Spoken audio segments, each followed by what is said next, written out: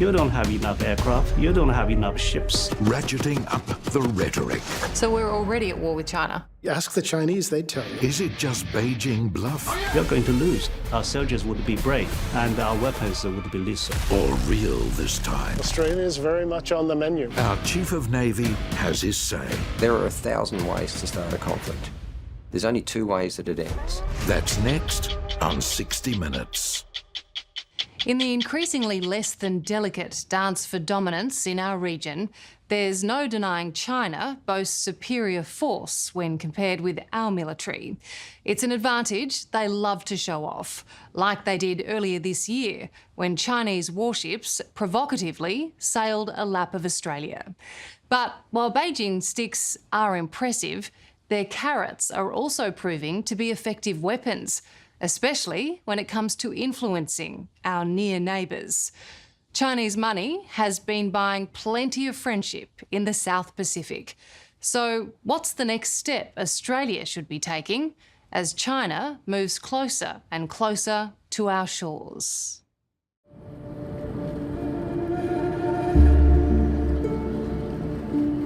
It's dawn off the coast of Western Australia. In the early sun, these waters are vast and peaceful, for now. But we're about to find out just how perilous our ocean border has become. As we join the crew of the mighty Australian warship HMAS Hobart on a submarine hunting exercise. It's a very difficult mission. Obviously, not being able to see where the enemy is and what the enemy's doing makes that really complex. Trainer, for you, right astern, thrust 20%. Commanding Officer Ali Withers is in charge of the ship, which carries 200-odd crew members and is armed to the hilt. GWS PWO, Mountain 51, Burst 1, engage.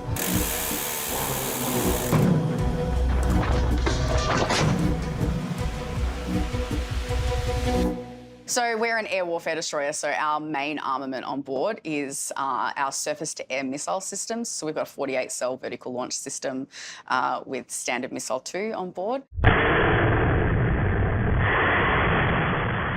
We also have a 5-inch gun. We've got some smaller Typhoon guns, as well as our torpedoes on board, and that's really they're our main armament on board.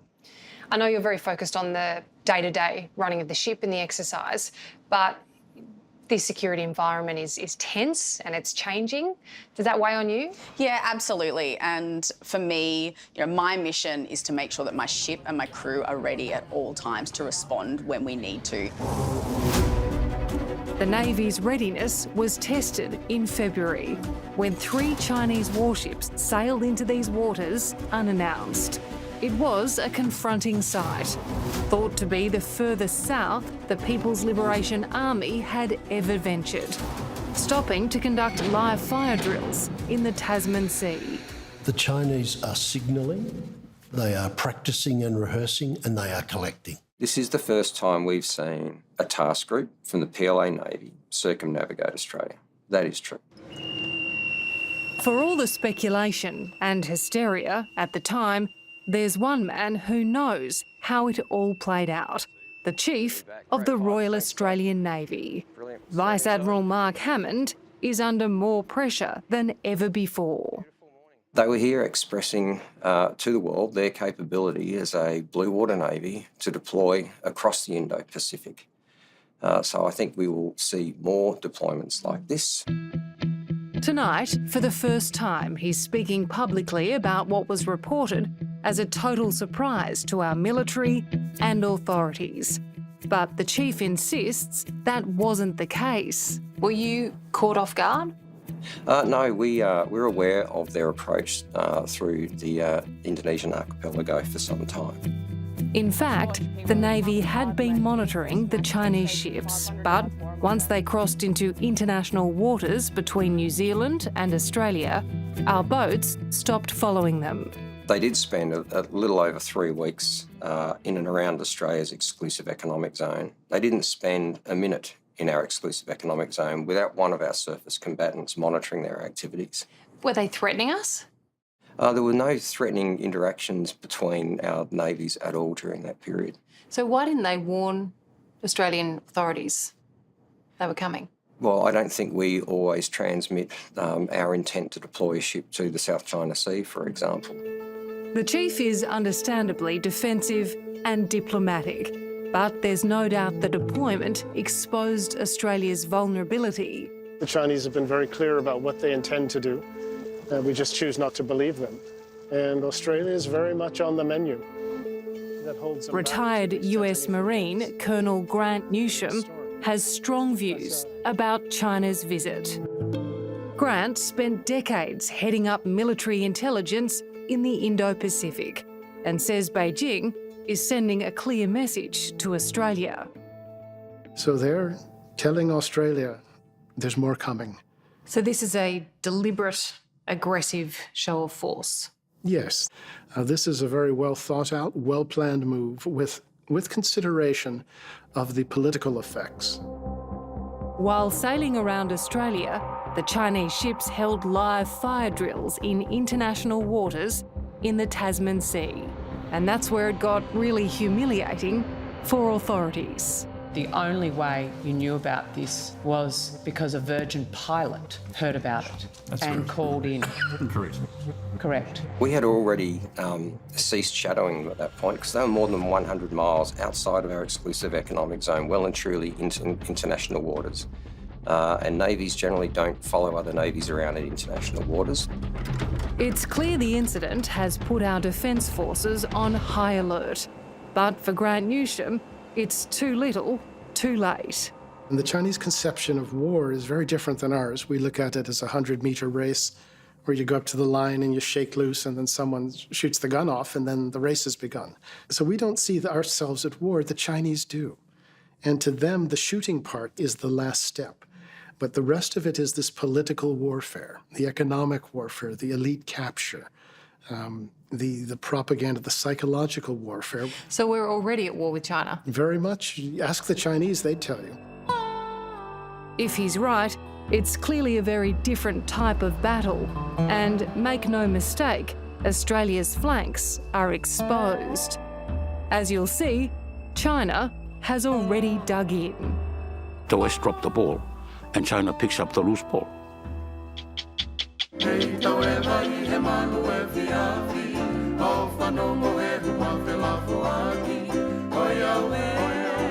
Deep in the South Pacific lies the beautiful and humble nation of Tonga.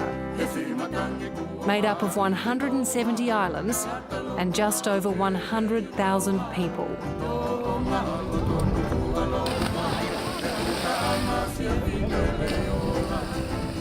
With its coconut palm-lined beaches and warm hospitality, Tonga is known as the Friendly Islands.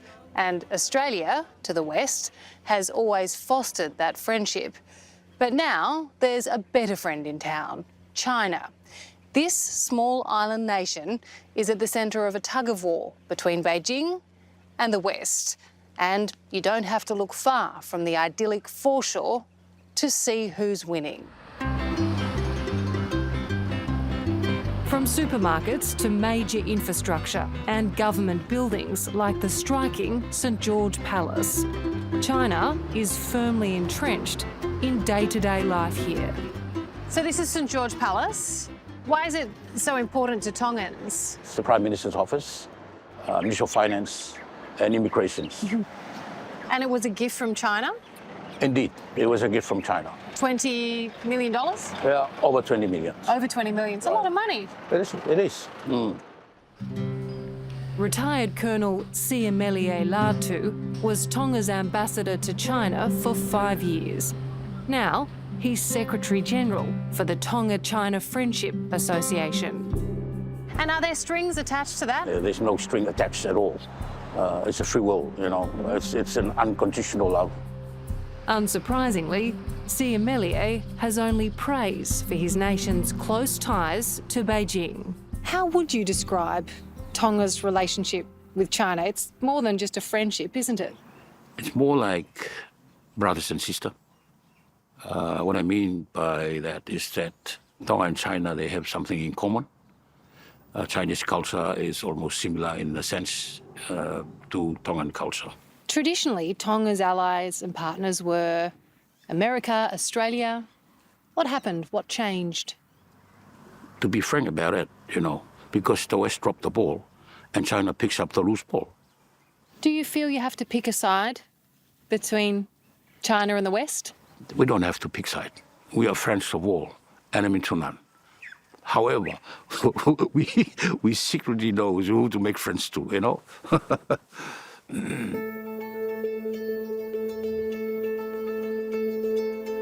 You can see the fruits of that friendship right across Tonga's capital, which is pitted with multi-million-dollar gifts or grants from China, like the new $55 million sports complex where Tonga hopes to host international events. While just down the road, Chinese contractors are restoring the tombs of the nation's royal family, a revered job here, the last remaining monarchy in the Pacific. When it comes to foreign policy and alliances, who makes decisions? The final call under our constitution is His Majesty the King.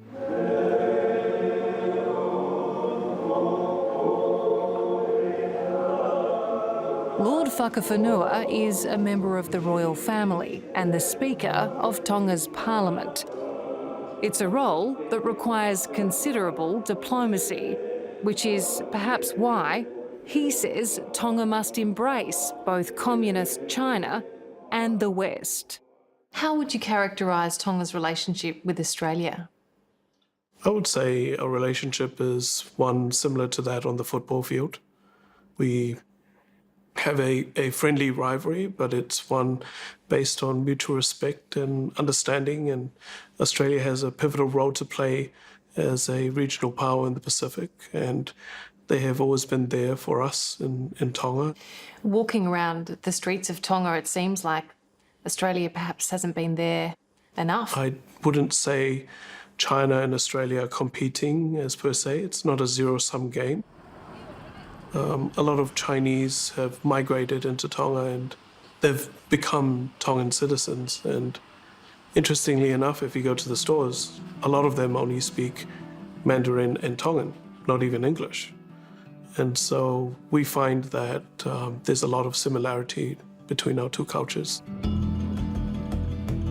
Despite those similarities and beyond China's apparent generosity, Tonga is also a very visible example of debt-trap diplomacy.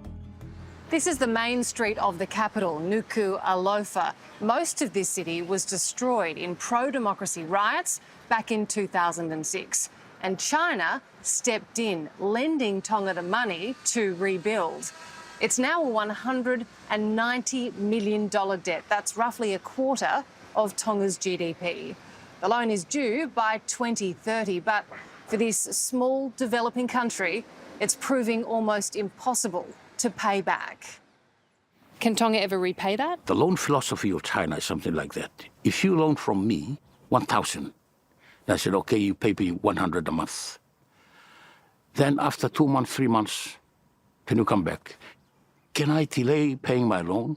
Because my father has just died. Okay, delay for another 3 months.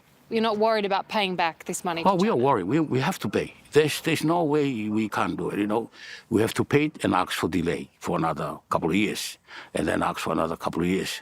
And then the next request for delay, then China might come in and say, okay, pay the next year, and the rest is okay. Are there strings attached to China's money? No. There's no string attached. That's Chinese policy. But isn't Beijing buying the loyalty of the Tongan people, buying influence here? But they're not buying loyalty, they treat people the same. Even big country or small country, they treat us all the same. But as Tonga delays paying off its debt, China's presence in the country is growing. How many of the shops and businesses are owned and run by China? I think about 80%. 80%? Or even bigger than that. Taisi Takao is a local district officer, equivalent to a mayor. He's watched with concern as Chinese shops have taken over his villages. So China is in every aspect of life and business here. They doing shops, construction, hardwares. They doing fishing. They harvesting our sea cucumbers. They running their own piggery farm, poultry. Yeah. Do you fear they have too much control? Too much. Yes. Do you worry that China is taking over Tonga? Yes. You do? I do.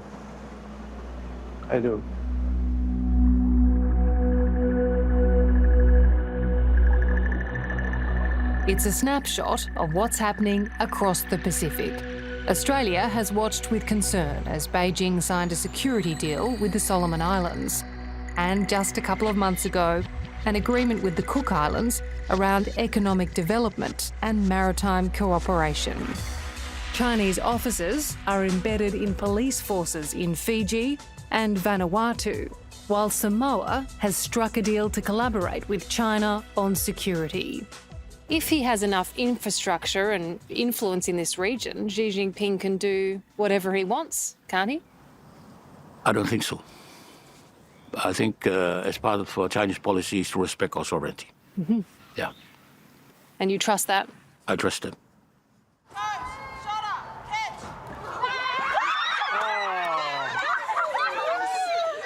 The Australian government doesn't share Siameli Latu's confidence and has been busy playing catch-up, increasing aid and budget support for Tonga to $85 million over the next 4 years. And there's an important soft diplomacy game underway too. This joint DFAT and NRL program goes well beyond sport. I think it's important because we're talking about winning the hearts and minds of everyday people. That is something that transcends geopolitics. It's something that both Australian people and Tongan people love equally. But Lord Whakawhenua says Australia still has a long way to go. The diplomatic relations that I've personally experienced with Beijing is they have a very long-term, measured approach and forge lasting relationships. Do they play a long game? They do play a long game. They play a very long game. And as you'll see, China is in it to win it. Coming up, a dire warning to Australia. You don't have enough aircraft, you don't have enough ships. You would lose.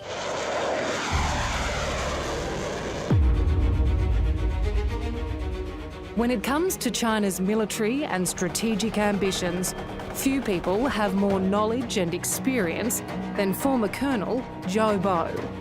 After more than 3 decades serving with China's People's Liberation Army, or PLA, Zhou Bo is eager to defend his nation's massive military build-up and acts of aggression in our region.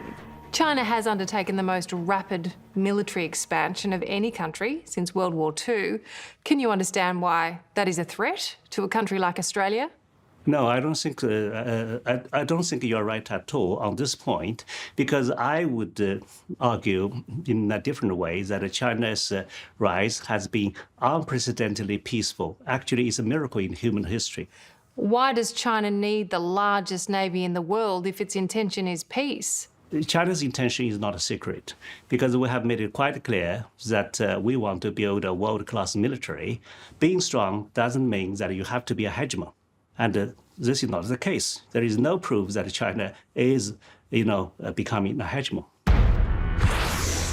There is, in fact, plenty of proof that Beijing wants regional dominance, combining its vast resources with soft diplomacy across the Pacific to embed Chinese dependency, as we saw in the small island nation of Tonga. But Zhou Bo insists it's simply good business. Isn't the end game for Beijing security agreements? military alliances? Not at all. For example, with all these Chinese projects, China, of course, will become influential, right? Yeah, that is for sure. But that does not mean that you are going to establish a sphere influence. Then you would seek alliance. Then you would have allies. Then you behave like the United States. Yeah, and having allies altogether sometimes sounds good, but actually it's a difficult job. Herding the cats is never easy. So why should China bother with establishing spheres of influence if it is already influential around the world? So China doesn't need those smaller allies? I don't think China needs any allies. It's been described as the most challenging strategic environment we've seen in about 80 years. Chief of the Royal Australian Navy, Vice Admiral Mark Hammond, is all too aware of the growing threat as China's Navy expands and intimidates.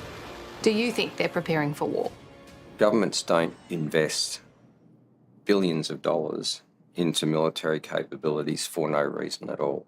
And the same is true of us. The Australian government has committed to doubling the size of our surface combatant force and transforming our submarine capability because our assessment of the strategic environment is that this is a worthwhile investment in the national interest. And alongside our allies and partners, our collective maritime capabilities need to be able to deliver what we call a deterrent effect. Is that another way of saying we're not quite up to scratch at the moment? So I would put it this way, Amelia. My job as the Chief of the Navy is to not rely upon a strategy of hope. My job is to be a pessimist and to try and see the world for what it is, not what I would wish it to be. So my reflex to that responsibility is to assume that things will get worse, not better, and to ensure that the Royal Australian Navy is prepared in all respects for any challenge which may come our way within the resources allocated. Brilliant. Straight inside? The Chief is keen to show us they're well on their way. Today, we're on the guided missile destroyer HMAS Brisbane, which has just had a considerable upgrade. When Brisbane goes to sea again, she will be fitted for and capable of firing the Naval Strike Missile, which is one of the most capable anti-ship missiles available right now. And then in late last year, the Tomahawk land attack missile firing conducted by this very ship. So within 18 months, we've transformed a very capable surface combatant into one of the most modern and lethal surface combatants I think we've ever operated. While the unannounced appearance of a Chinese flotilla in Australian waters back in February has put our Navy on edge, incredibly, former PLA Colonel Joe Bo says it served us right. Would you not describe that as an aggressive activity, a show of force? I'm glad you mentioned this because actually this kind of sailing by Chinese Navy would provide to you a chance of soul-searching of what you have done to China. Yeah, if that makes you to think, I think that is good for you. He's referring to the Australian Navy's operations in the South China Sea, sailing through the Taiwan Strait to promote freedom of navigation, which Beijing sees as a provocation. So was that retaliation? Well, I think it's not a kind of retaliation, but it shows you, first of all, if you are talking about a law, Chinese ships also have rights to do freedom of navigation. But if you do not like this concept, then think of what you have done to China. Yeah, and then think about what China has done to you. This is fair. It's not very friendly, is it, to show up and do live fire exercises? Why wouldn't China warn us? Well, is it friendly that you have sent aircraft and ships so close to China, yeah, to make all these provocations? Who did it first? Do not do unto others what you would not do to yourself, right? Historically speaking, you are always fighting other people's war, right? Be it in Gallipoli, be it in Afghanistan, yeah, or even during the Second World War, you're always fighting other people's wars. Why should you always fight other people? Why would you always follow other people's footprint?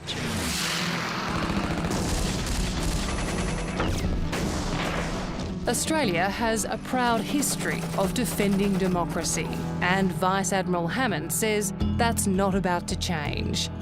While he hopes he'll never see his Navy's training and preparedness put to the test in the theatre of war, China's ambitions couldn't be any clearer. The PLA is now routinely rehearsing a blockade of the Taiwan Strait, practising hitting key ports and energy infrastructure. I'm all in on diplomacy. I'm all in on deterrence. But I have to be all in on defence of our nation. And that begins with an assumption that despite everybody's best efforts, we find ourselves in a conflict. Okay? And there are 1,000 ways to start a conflict. There's only 2 ways that it ends. And they are, in my view, you lose the national willpower to continue the fight, or you lose the economic ability to continue the fight. Joe Bo claims that China only wants peace and prosperity, as long as it's on Beijing's terms. And should tensions in the Taiwan Strait lead to war, he has a grim warning for Australia. If that conflict that we've been discussing were to eventuate, who would win? You would lose, definitely. You don't have enough aircraft, you don't have enough ships, and our military is growing by leaps and bounds. And we are fighting our home turf, and we are determined to safeguard China's sovereignty. On that, you can imagine our soldiers would be brave, and our weapons would be lethal. Let's hope it doesn't come to that. Hopefully, yeah. Hello, I'm Amelia Adams. Thanks for watching 60 Minutes Australia. Subscribe to our channel now for brand new stories and exclusive clips every week. And don't miss out on our extra minute segments and full episodes of 60 Minutes on 9now.com.au and the 9Now app.